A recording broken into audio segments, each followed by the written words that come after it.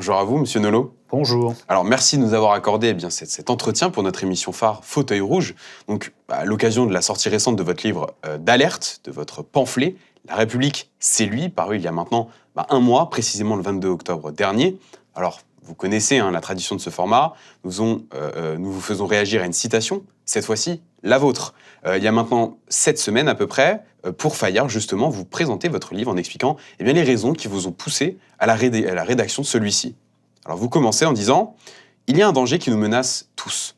Il y a à l'œuvre un parti politique qui s'appelle la France Insoumise, dirigé par un homme qui s'appelle Jean-Luc Mélenchon, dont le but est de détruire 3 choses qui me sont chères, qui sont chères à beaucoup d'entre nous. Notre pays, notre République et notre civilisation. » Est-ce que vous pouvez développer votre propos ? Oui, mais j'ai beaucoup aimé votre définition, elle me paraît très juste, un livre d'alerte.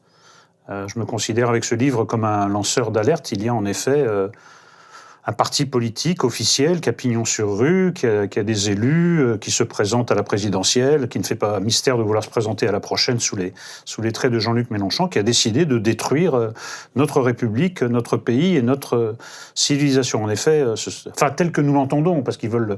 La France ne disparaîtra pas, mais elle sera remplacée par une France dont nous ne voulons pas. Écoutez, moi j'observe qu'il y a 2 dangers principaux intérieurs qui menacent la France, c'est l'islamisme et le narcotrafic, et un danger extérieur principal, c'est la Russie. Bien, j'observe que les 3 ont le soutien plus ou moins direct de la France insoumise. Le narcotrafic, dès qu'il est question de répression, vous avez les huiles de LFI qui viennent dire non, il faut faire de la prévention, non, la répression ne sert à rien. Bon, alors, si on ne fait rien, il risque rien de se passer. L'islamisme, le LFI est devenu le parti officiel de l'islamo-gauchisme. Monsieur Mélenchon et ses lieutenants ont défilé à côté de la fine fleur de l'islamisme pendant la fameuse marche contre l'islamophobie. Et depuis, écoutez, il ne s'adresse plus qu'à un public en réalité, qu'à une partie de la population française, qu'à une partie de l'électorat, c'est-à-dire l'électorat islamiste, avec comme tête de gondole Madame Rima Hassan, qui en fait agit comme si elle était députée palestinienne et non plus députée française. Quant à la Russie, il y a une très très grande indulgence de M. Mélenchon envers le régime poutinien, comme d'ailleurs envers toutes les dictatures qui sévissent à travers le monde. Donc en réalité, je vois que le nom de LFI est associé à tous les dangers qui me menacent, et plus fondamentalement, c'est un projet révolutionnaire, celui de LFI, et comme tous les projets révolutionnaires, c'est basé sur la volonté de faire table rase et de repartir à zéro, c'est-à-dire de remplacer, alors de promouvoir un homme nouveau. L'homme nouveau, dans le langage de Mélenchon, c'est l'homme créolisé. Ça a été le projet du stalinisme, de l'hitlérisme, du maoïsme. Créer un homme nouveau, créer un pays nouveau. Alors je m'attarde un peu sur l'homme nouveau. Vous avez vu que quand même M. Mélenchon a osé dire que le principal problème de la France actuelle, c'était les Français de souche. Bon, voilà. Donc créer un pays nouveau, M. Mélenchon a parlé avec un grand mépris des traditions françaises, je regrette.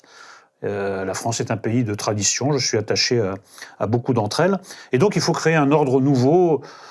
Remarquez, j'ai remonté au stalinisme, au maoïsme et à l'hitlérisme. J'aurais pu également remonter à la Révolution française, version plutôt 1793. Ce sont des gens qui sont fascinés par la violence politique chez LFI et qui veulent créer un ordre nouveau et un homme nouveau comme le voulaient les révolutionnaires de 1793. Bon, tout ça, je le combats, et je le combats d'autant plus que les rappels historiques que je viens de faire montrent que nous savons exactement où ils veulent nous mener et où exactement nous ne voulons pas qu'ils nous mènent. Alors, ce n'était pas une question qui a été nécessairement préparée. Néanmoins, ce que vous dites est pertinent pour un cas très spécifique de l'actualité, puisqu'il y a eu également certaines déclarations sur le régime chinois, sur le PCC. Il y a eu des propos extrêmement choquants. Et récemment, c'était Aurélien Taché qui, justement, s'exprimait sur Taïwan en disant l'identité taïwanaise n'existe pas. Et finalement, le régime chinois a toute la mainmise disponible sur, cette petite île. Est-ce que c'est quelque chose qui vous a surpris venant de lui ? Non, ça ne me surprend pas. Ce sont des gens, je vous l'ai dit, qui croient à la violence, qui croient à la force, qui ne croient pas à l'ordre international. Tout peut se changer par la violence, par la révolution. Et puis ce sont des gens qui sont totalitaires, non seulement dans l'esprit, mais dans l'âme. Donc ils sont à genoux devant tous les totalitarismes, bon, pourvu qu'ils soient de gauche. Alors évidemment, le totalitarisme de droite, ça, c'est pas bien, c'est vilain, c'est méchant, mais le totalitarisme de gauche, C'est formidable. Ce sont des gens qui se sont agenouillés toute leur vie devant Mao, devant Pol Pot, devant Chavez, etc., etc. Regardez le cas du Venezuela. Là, dès qu'il y a une bavure policière ou prétendue telle, ils montent au créneau, mais au Venezuela, regardez comment ça se passe. On lâche les chars contre le peuple, il y a une dictature qui envoie les opposants en prison, la population a fui en masse, mais tout ça est merveilleux, et non seulement c'est merveilleux, mais ça doit être l'avenir de la France. Le Venezuela doit être l'avenir de la France. Excusez-moi, je n'adhère pas, et quand j'ajoute quand je cumule tout ce que je viens de dire, je crois que ça valait bien un livre. Et même un pamphlet. Dans ce livre, vous parlez évidemment de la France insoumise, de Jean-Luc Mélenchon, mais vous parlez même de la gauche. Vous utilisez même deux mots pour la gauche, ou plus précisément les gauches. Ces deux gauches que vous qualifiez comme étant irréconciliables. Il y a la gauche AU et la gauche O avec un accent circonflexe. C'est ce que vous disiez il y a quelque temps sur vos interventions de télé et radio. Pourquoi cette distinction ? Parce qu'elles n'ont rien à voir l'une avec l'autre. Si vous voulez, il y a une confusion sémantique. Ce qu'on appelle la gauche actuellement, qui correspond à LFI, puisque c'est le parti dominant à gauche, c'est l'extrême gauche. L'extrême gauche et la gauche n'ont jamais été conciliables en réalité. Ils se sont toujours combattus. Parfois, elles se rabibochaient le temps d'une échéance électorale. Mais les gens d'extrême gauche n'avaient que mépris pour les gens de gauche en disant ce sont des sociaux-démocrates, nous sommes des révolutionnaires, etc. Et les gens de gauche avaient beaucoup de mépris pour l'extrême gauche, en tout cas très souvent en les traitant de gauchistes égarés. Je vous renvoie à Lénine, le gauchisme, maladie infantile du communisme, etc., etc. Bon. Et, si vous voulez, la gauche, la fausse gauche, donc la gauche, contrairement à la gauche dont je continue de me réclamer, a trahi toutes les valeurs essentielles de gauche. La laïcité, la République, l'universalisme, l'émancipation de l'individu, ça j'y tiens beaucoup, par l'éducation, ce sont des gens qui ont ruiné l'école, il y a un effondrement du niveau scolaire et intellectuel dont ils sont en grande partie responsables. Ces gens-là ont trahi toutes les valeurs de gauche et on voudrait que je me reconnaisse dans ces traîtres. Mais non, moi je me retrouve dans les valeurs fondamentales de gauche et j'irais même jusqu'à vous dire que je suis dans une situation un peu bizarre parce que dans une large mesure, la vraie gauche est passée à droite. C'est ça qui est un peu troublant pour des gens comme moi, c'est qu'on retrouve chez certains gens de droite, pas tous évidemment, mais des préoccupations qui me sont chères, et j'ai évidemment parfois beaucoup plus de points d'accord avec des gens classés à droite qu'avec LFI, évidemment. Donc c'est un peu troublant pour moi quand on sait d'où je viens et d'où je continue de me réclamer. Alors, ce qui est particulier, c'est que dans votre ouvrage, on voit l'évolution de cette mutation, déjà d'une personne, d'une figure, très laïcard, Jean-Luc Mélenchon, il y a maintenant quelques décennies, quelques temps, qui au fil des années est un peu devenu un soutien vers l'islamisme, clairement, et vous parlez même d'un antisémitisme, c'est ce que vous étayez en tout cas. Pourquoi une telle mutation ? C'est une mutation d'abord qui s'est faite en assez peu de temps. Alors il faut rappeler évidemment d'où il vient, Jean-Luc Mélenchon. C'était un petit apparatchik du PS, promis à une carrière moyenne, sans éclat. Je crois que son principal titre de gloire, c'était un poste de ministre délégué, donc pas grand-chose. Un apparatchik, une carrière de sénateur, une carrière à pantoufler dans les ors, ou plutôt sous les ors de la République, etc., etc. Et puis un jour, Jean-Luc Mélenchon s'est dit, s'inspirant de Jules César, c'est le seul point commun entre Jean-Luc Mélenchon et Jules César, je crois. Jules César disait « il vaut mieux être le premier dans son village que le deuxième à Rome ».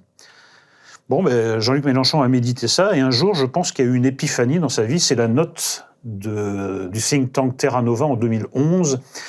Terra Nova dit « écoutez, le peuple vote mal, parce que le peuple vote à droite et même à l'extrême droite, il faut changer d'électorat et changer de peuple. Alors on vire le prolo, on vire l'ouvrier, et on prend les minorités sexuelles, les minorités progressistes, et surtout les populations issues de l'immigration, et désormais, nous ne parlons pas aux prolos, nous parlons uniquement à ça. Et c'est ce qu'a fait Jean-Luc Mélenchon. Alors le problème, c'est que quand on parle à ce genre de personnage, on ne peut pas s'arrêter en chemin. Il faut toujours en rajouter dans la radicalité, et M. Mélenchon est devenu un islamo-gauchiste aussi radical qu'il était un anti-islam radical. Et je suis bien placé pour vous en parler, puisque un jour, dans l'émission On n'est pas couché, où j'officiais, il était aussi proche de moi, que vous l'êtes aujourd'hui de moi. Et M. Mélenchon, on lui posait une question sur le voile, il est parti vraiment dans un discours extrêmement agressif sur le voile, en disant c'est scandaleux, une seule femme voilée en France, ce sera encore un scandale, on n'a pas besoin d'un chiffon sur la tête, etc., etc. Un discours de laïcard. Bon, quelques années plus tard, c'est exactement le contraire, c'est la promotion de l'islamo-gauchisme par tous les moyens.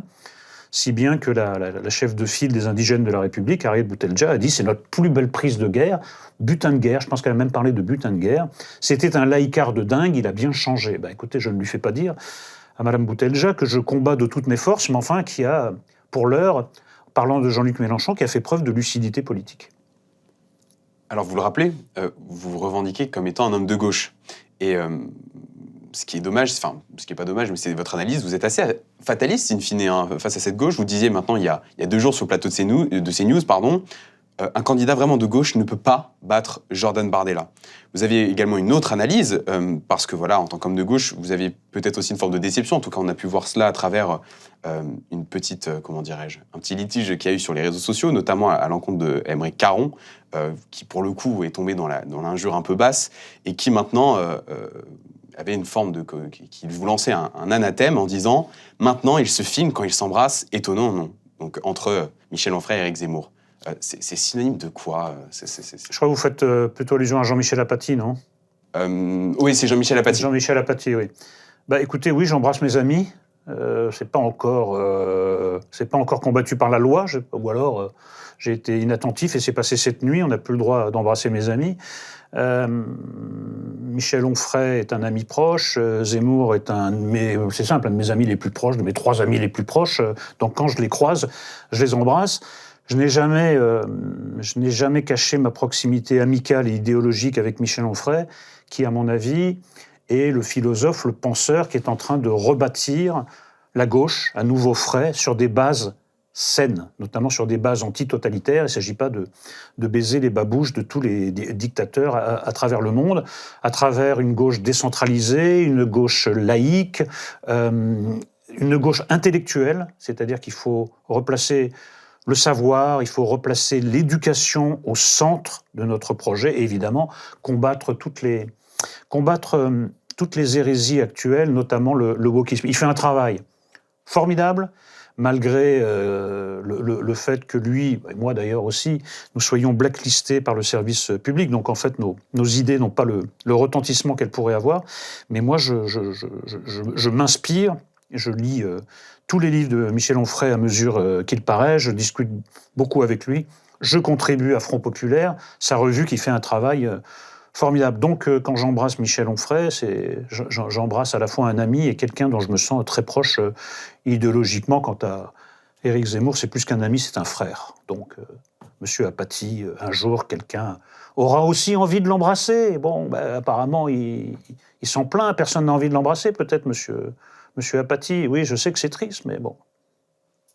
Que faire Et ce pamphlet, justement, pour la mise en branle de l'écriture d'un livre, c'est toujours un petit peu particulier. Vous, personnellement, qu'est-ce qui vous a poussé finalement à écrire ce livre, spécifiquement maintenant ? Quand j'ai compris que la France insoumise représentait un tel danger que nous pouvions y laisser notre pays. Parce que quand un homme arrive à la prétention, alors pas seul dans sa cuisine avec sa compagne Madame Chikirou, mais avec 22% de l'électorat la dernière fois quand même à la présidentielle, de détruire une civilisation, je parle d'une civilisation, pas seulement d'un pays, une civilisation comme la France, en disant maintenant la langue française c'est fini, c'est la langue créolisée. Écoutez, moi je suis un amoureux de littérature, non c'est pas fini. La langue française, que je persiste à désigner comme telle, a rempli les milliers d'ouvrages de ma bibliothèque. Il n'est pas question d'envoyer tout ça dans les poubelles de l'histoire. Quand Jean-Michel Apathy, nous lui faisons beaucoup d'honneur en le citant 2 fois, qui est assez proche de la France insoumise par bien des côtés, dit que s'il arrivait au pouvoir, son premier acte serait de raser le château de Versailles pour expier notre grandeur. Mais pourquoi expier notre grandeur ? Moi, je suis pour, au contraire, que la France reste ce grand pays qui a brillé par ses réalisations comme le château de Versailles, sa culture comme les grands écrivains. D'ailleurs, moi, je les lis sans ostracisme, des écrivains classés à droite, classés à gauche, peu importe, c'est le talent avant tout qui m'importe. Vous voulez que, franchement, un parti qui, s'adressant à des Français de souche, leur dit « vous êtes le problème, vous devez disparaître de l'histoire ». D'ailleurs, c'est un peu ironique, parce qu'il y a eu une scène assez spectaculaire où Rima Hassan a expliqué en public à Mathilde Panot, la porte-parole, que son temps était compté, elle a dit le temps du porte-parole là est terminé. Donc le message c'était les blancs doivent s'effacer, les racisés doivent prendre toute la place. Alors bon, Pour l'instant, ils peuvent pas dégager M. Mélenchon, mais c'est la prochaine étape. Si vous voulez, les racisés, les islamistes, en réalité, prendront un jour le contrôle total de la France insoumise et en feront le cheval de Troie, Troie en l'occurrence étant notre République, notre pays et notre civilisation. Quand j'ai compris qu'en réalité, c'est pas seulement le combat politique, il ne s'agissait pas de savoir s'il faut augmenter la TVA de 0,2% ou 0,3%, mais qu'il en allait de l'existence de la France, qu'il en allait d'un enjeu existentiel, je me suis mis devant mon bureau et j'ai commencé ce livre. Alors, dans cet ouvrage, vous présentez beaucoup d'exemples pour cette mutation, cette transformation de Jean-Luc Mélenchon. Pour un petit peu présenter le portrait et l'ébauche du personnage, est-ce qu'il y avait vraiment une séquence qui vous avait particulièrement marqué pour présenter ce point de bascule, disons, entre le très laïcard, le très républicain Jean-Luc Mélenchon, l'un des petits visages du Parti socialiste, à le Jean-Luc Mélenchon qu'on connaît aujourd'hui à travers son mouvement La France insoumise? Il y a eu plusieurs moments parce que il est revenu dans l'émission Jean-Luc Mélenchon. On n'est pas couché. On sentait déjà la mutation. Il y a eu plusieurs moments. Alors, il y en a un que j'ai déjà cité, mais on est obligé de revenir dessus. C'est la marche contre l'islamophobie, parce que là, si vous voulez, cet homme qui est laïcard, qui va vous dire que, évidemment, il est pour le droit des femmes, etc., il défilait avec des imams intégristes qui, chaque semaine, dans leur prêche, vous expliquent que la place d'une femme est à la cuisine avec ses enfants et qu'une femme ne peut en aucun cas sortir dans la rue sans être accompagnée de son mari ou de son frère ou en tout cas d'un homme. Écoutez, c'est quand même étrange. Ensuite, une autre scène qui m'a marqué, c'était dans une émission animée par Cyril Hanouna, du temps où je collaborais pas mal à C8, où il a vraiment pété les plombs contre un policier en le menaçant, en disant « De toute façon, quand je serai au pouvoir, vous m'obéirez !» Enfin, il y avait un côté éructant, bavant, qui était un peu inquiétant. Ensuite, il a posé comme seule condition à participer à des débats télévisés que je sois exclu du plateau, ce qui est quand même une conception un peu étrange de la démocratie. Et un jour, en off, que je le faisais remarquer avec un peu d'ironie, parce qu'on s'est croisés entre deux émissions, et je lui ai lancé Vive la liberté d'expression, Monsieur Mélenchon, et le débat démocratique. Il s'est tourné vers moi dans l'intention manifeste de s'en prendre physiquement à moi. Ah, oui. Donc j'ai vu que... Oui, puis je vous avouerai que moi, je suis un peu entré dans le rouge aussi. J'ai fait le tour de la table. Et Monsieur Mélenchon, qui, comme tous les tempéraments tyranniques, n'est pas très courageux, est parti à toutes jambes en me lançant des petits signes dédaigneux.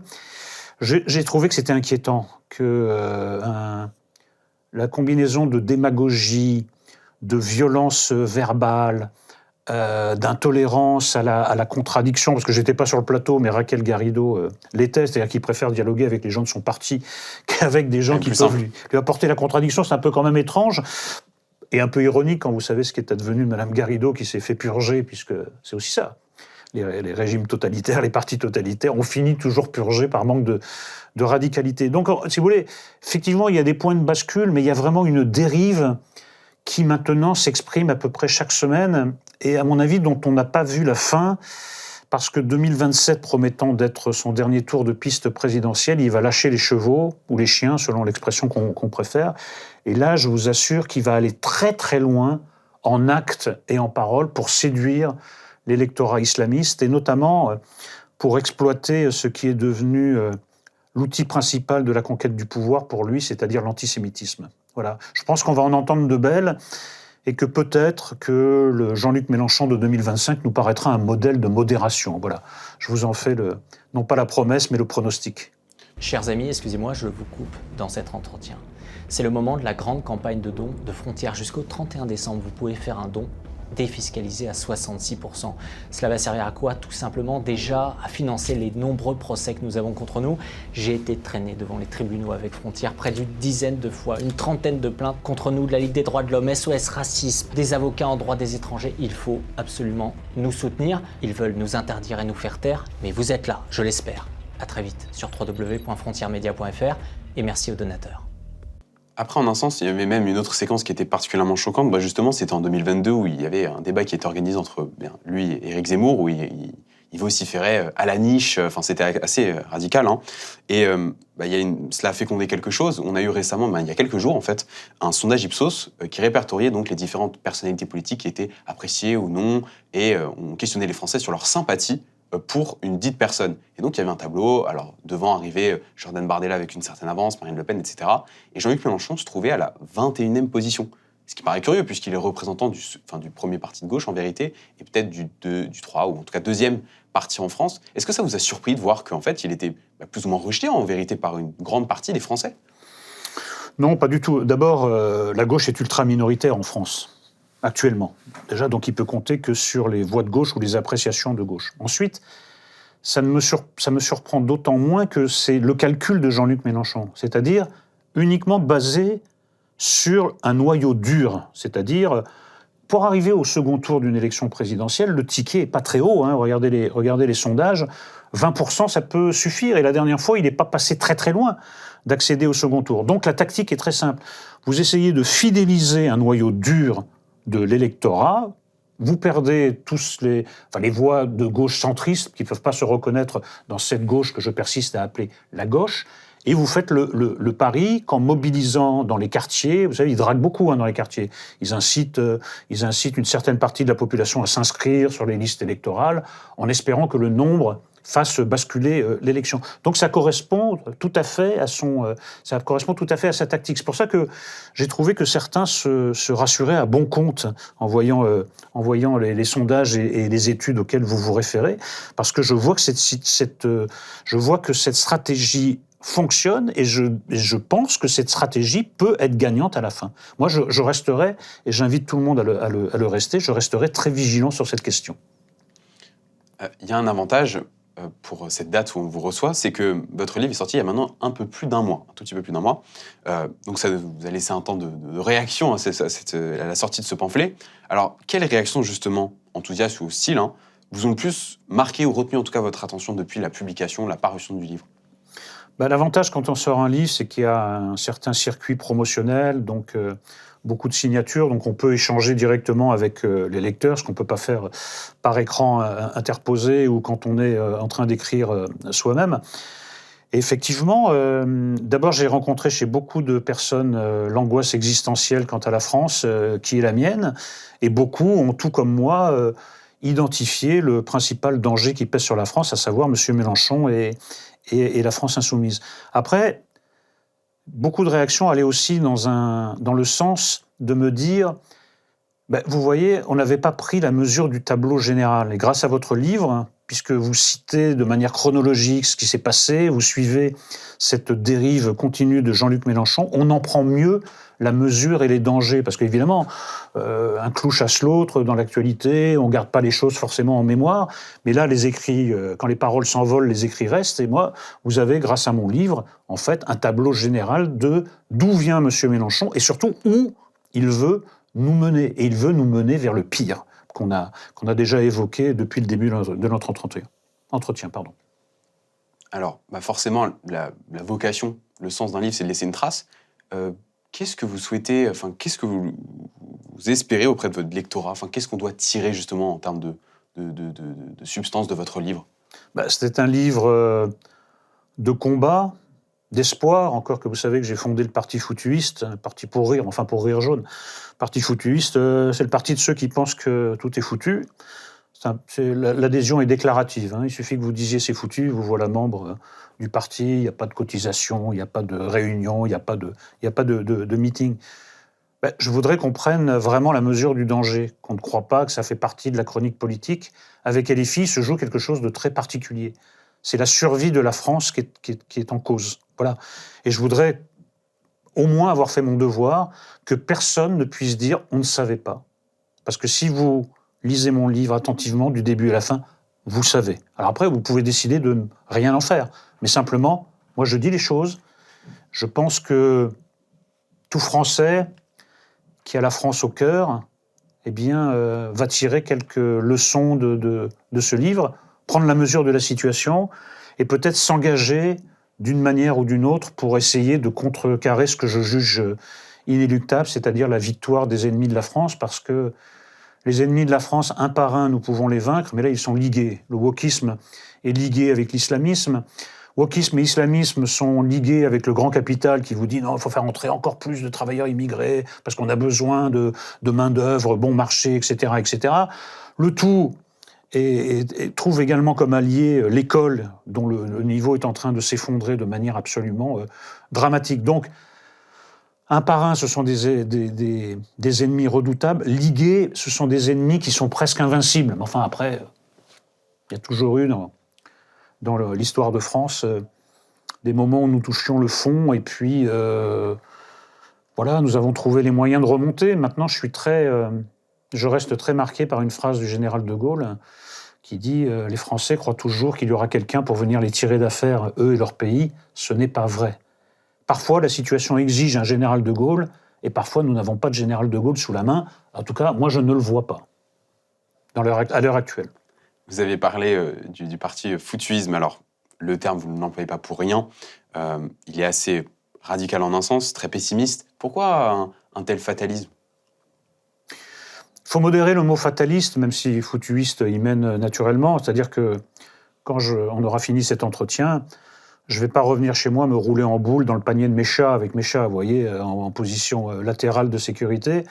Je vais continuer à me battre, je vais écrire, je vais défendre mon livre, alors non seulement dans des médias, mais dans des salons du livre, etc. Il y avait un raout très réussi du JDD, là, aux portes de Versailles. Il y avait quand même 4500 personnes pour venir écouter tous les journalistes du JDD et de CNews. Je participe à tout ça. Maintenant, plus que par un fatalisme, je suis habité par une forme de profond pessimisme. Mais c'est un pessimisme actif. Je prends toujours cette comparaison avec le football. J'ai beaucoup pratiqué le football, j'étais avant-centre. Et quand il reste 1 minute et que vous êtes mené 4-0, vous savez que le match est perdu. Mais en tant qu'avant-centre, s'il y a une balle qui traîne dans la surface de réparation, vous vous dites je vais quand même essayer de claquer un but. Il vaut mieux perdre 4-1 que 4-0. Mais vous savez quand même que le match est perdu. Donc je suis habité par ce pessimisme et je vais vous dire même quel est le ressort le plus profond de ce pessimisme. C'est que j'observe autour de moi une forme d'acquiescement collectif au déclin de la France et à sa disparition. J'ai l'impression que chez beaucoup de Français, il y a une forme de résignation en disant « La France a été un immense pays, notre tour est en train de passer, nous sommes le nouvel empire romain qui s'est effacé doucement, ça a pris 2 siècles. » Alors je ne sais pas où on en est d'ailleurs, des 2 siècles, peut-être on en est à 50 ans, peut-être à 1 siècle, je ne sais pas quand le déclin a commencé. Et au fond, qu'est-ce qu'on peut faire ? Se sauver soi-même et sauver ses enfants. C'est pas nul, moi je n'ai aucun regard méprisant sur cela, mais je vois, tout le monde cherche une issue. Alors il y en a, ils ont un autre pays, ils disent on va aller dans un autre pays. Il y en a, ils ont un arrière-pays, ils vont dans une autre région de France, un peu moins contaminée que d'autres. Mais je vois assez peu d'angoisse existentielle chez mes compatriotes, ou en tout cas je l'aperçois chez trop peu de gens. C'est ça qui me rend très pessimiste. Donc fataliste, non, parce que vous voyez qu'il y a quelques lueurs en moi, surtout que je souffle sur les braises qui donnent ces lueurs, mais je trouve que la situation est extrêmement critique, oui. Pour revenir sur votre déclaration et l'étoffer par une statistique, bon, pour le coup, ce ne sera pas plus jovial ou joyeux. C'est près de 9 Français sur 10 qui jugent que la France est en déclin.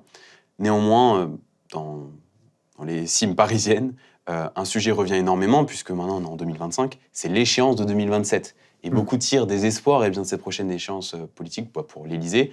Est-ce que vous faites quand même partie de de ceux qui considèrent quand même qu'il y a peut-être encore un brin d'espoir, de choses à attendre de ce retour aux urnes ?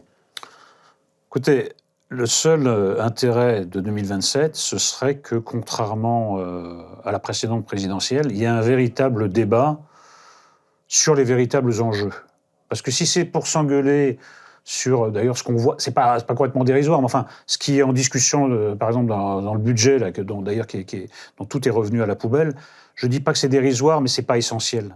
Est-ce qu'on va parler de l'essentiel en 2027 ? Et est-ce que peut arriver à l'Élysée quelqu'un qui incarne la nécessité de la rupture ? Nous voyons bien qu'on n'y arrivera pas par les voies d'une social-démocratie un peu molle, qu'il va falloir être en rupture avec pas mal de choses, qu'il va falloir renégocier des traités européens, qu'il va falloir desserrer le carcan du Conseil constitutionnel. Vous voyez bien que la lutte contre l'immigration incontrôlée, contre l'islamisme, contre le narcotrafic, nous sommes en train de la perdre, tout simplement parce que nous ne combattons pas avec les moyens adéquats et au bon niveau. Est-ce que 2027 va donner lieu à des débats sur les questions que je viens d'évoquer et d'autres, ou alors est-ce que ça va être à nouveau quelque chose d'un peu lénifiant avec des grandes paroles qui ne seront pas suivies d'actes? Moi, je suis pas très optimiste non plus de ce point de vue-là, je l'espère, mais j'ai peur que ça soit à nouveau un pétard mouillé et qu'on reparte pour 5 ans de navigation à vue avec une France qui est moquée par le président américain, qui nous fait bien comprendre que, notre voix ne compte pour rien. La France qui est traitée comme un paillasson par le régime algérien dans l'affaire Boualem Sansal et d'autres. Comment voulez-vous que les Français ne jugent pas que leur pays est sur le déclin? Moi, j'ai peur que ce déclin continue, que la métaphore de l'Empire romain soit la bonne, c'est que nous déclinions petit à petit, comme nous partons de très haut, évidemment, comme la chute n'est pas c'est pas la chute libre, c'est par palier régulier. On a tendance à dire, comme dans la haine, jusqu'ici tout va bien, mais on est tombé du 20e étage, on doit être au 3e ou au 4e, le sol se rapproche. Et enfin, et ce sera ma dernière question, puisque bien votre livre concerne quand même le schéma politique de gauche et ses transformations, ses mutations, ses aspirations même. Est-ce que pour vous, la gauche, donc cette fois-ci AU et non O accent circonflexe, existe encore en France? Est-ce qu'elle est représentée? Elle n'est pas incarnée en tout cas. Parce que j'ai cité le philosophe Michel Onfray, mais qui n'est pas un homme politique et qui, j'avais déjà posé la question, je pense, n'est pas sur le point de faire comme Zemmour, c'est-à-dire de passer de commentateur à acteur de la vie politique. Encore que, acteur de la vie politique, je pense que dans la mesure où on le voit bien à l'Assemblée nationale, les partis sont devenus le problème. Vous voyez, je suis devenu très gaulliste. Général de Gaulle, il avait bien identifié ça. Que ça soit en 46 ou en 58, ou même en 69, il avait bien compris que les partis sont un problème. Parce que c'est la gamelle avant la France. Et ils font passer leurs intérêts particuliers, leurs intérêts de groupes de partis avant ceux du pays ou de la nation. Donc, il y a des incarnations sous forme de philosophes, de penseurs comme Michel Onfray. Il n'y a pas d'incarnation politique. Il y a des gens qui s'inscrivent. Enfin, François Hollande, on a vu quand même ce que c'était. On n'a pas tellement envie de remettre une pièce dans la machine. Bernard Cazeneuve, écoutez, on ne peut pas dire qu'il ait un charisme échevelé, ni que sa pensée nous emporte par sa puissance. Monsieur Glucksmann, on a vu qu'il a passé l'épreuve du feu contre Zemmour. Ça s'est quand même très mal passé pour lui. D'ailleurs, les réseaux sociaux ont ressorti une vidéo où cette fois, c'était moi qui le malmenais à On n'est pas couché. Et d'ailleurs, ça doit dater d'une quinzaine d'années, la vidéo. On voit qu'il n'a absolument pas progressé. C'est-à-dire, c'est le même discours creux. C'était sur M. Mitterrand. Oui, sur Mitterrand, c'est les mêmes idées vagues, le même internationalisme un peu doucereux. Rien n'est critiquable, si vous voulez, parce que ça part de bons sentiments, mais simplement, ça ne mène à rien. Donc, on attend une incarnation, mais le problème de l'élection présidentielle, c'est extrêmement personnalisé. Moi, je crois que c'est un peu tôt, que la gauche a eu, la seule qui m'importe, en tout cas, doit reconstruire un corps de doctrine, doit se réarmer intellectuellement, et ensuite, on va trouver notre incarnation. Mais il y a un travail de réarmement phénoménal à faire. Et d'ailleurs, je pense que comme le chantier paraît démesuré, parce que comme je l'ai dit tout à l'heure, on doit affronter beaucoup d'ennemis simultanément, je pense qu'il y a un chantier prioritaire qui est celui de l'école. Si, à force d'obstination, de détermination, nous parvenions à reprendre le contrôle de l'école, c'est-à-dire à restaurer l'école dans ce qui doit être sa mission première, c'est-à-dire éduquer les gamins, leur inculquer les savoirs fondamentaux, nous pourrions reprendre le contrôle du tout. Malheureusement, l'école est complètement prise en otage, mise en coupe réglée par l'idéologie wokiste, par les pédagogistes, etc., etc., donc qui pensent que l'école est faite pour tout, sauf pour instruire les gamins. Voilà. Qu'elle revienne à ses objectifs initiaux et fondamentaux, et peut-être que le destin de la France pourrait en être changé. Vous voyez, à force de me poser des questions, vous me poussez à tempérer mon pessimisme, qui reste pourtant à un niveau élevé, croyez-moi. Alors, ce sera une ultime question, mais vous parlez justement de l'école. Ce qui est assez intéressant, c'est de voir la composition de l'électorat insoumis. Et ce qui est assez frappant, c'est de voir que la majorité de celui-ci se situe, en termes d'âge, entre 18 et 25 ans, et qu'après, avec le temps, ces chiffres s'étiolent, et de 30 à 50 ans, on voit une majorité, surtout au Rassemblement national, sur les partis centristes, mais très peu, finalement, chez les insoumis. Est-ce que vous en faites effectivement cette incarnation? Est-ce que vous voyez vraiment cette école qui est une sorte de fabrique, en fait, à militants insoumis? Jean-Claude Brigelli a parlé de fabrique du crétin. Peut-être les deux peuvent se confondre. Moi, ce que j'observe, c'est que il y a eu un tel travail de décervelage. Le niveau de la plupart des élèves est tellement catastrophique. Enfin, comment peut-on accepter qu'en France, la France, pays avec une langue incroyable, une littérature incroyable, pays où l'écrit est sacralisé, enfin, la France est le pays le plus littéraire du monde, comment le pays dont je viens de vous parler peut accepter que la moitié des gamins ne sachent pas lire et écrire en 6e? Ça, c'est seulement lecture et écriture. Les profs vous disent que, pour ce qui est de la syntaxe, de la grammaire, et le fait d'organiser des idées, c'est la déroute absolue. D'ailleurs, d'un point de vue de gauche, c'est un double scandale, parce que échappent à ce désastre tous ceux qui peuvent mettre leurs gamins à l'abri, soit dans les lycées publics d'élite, soit dans les lycées privés, soit par la grâce de quelques précepteurs bien payés, dont la pub passe et repasse dans le métro ou à la radio. C'est pas pour rien. Croyez-moi, ils ont bien identifié qu'il y avait vraiment de l'argent à se faire, parce qu'il faut réparer les dégâts de l'école publique. Comment peut-on accepter ça? Alors, quand on a affaire à des gamins aussi décervelés, quand on a affaire à des gamins aussi perméables à des idioties ou la propagande la plus grossière, qui est celle de LFI, eh bien voilà, ça rentre comme dans du beurre. Donc ils deviennent d'élèves décervelés, ils deviennent militants ou sympathisants LFI décervelés. Mais d'ailleurs, on a posé au Débeauté une question à Mathilde Panot. Mathilde Panot, donc votre slogan pour la Palestine, c'est de la rivière à la mer. Mais ça commence sous l'est ou à l'ouest du Jourdain? La Cisjordanie, c'est où? De la rivière à la mer, ça irait d'où? Elle n'a aucune idée.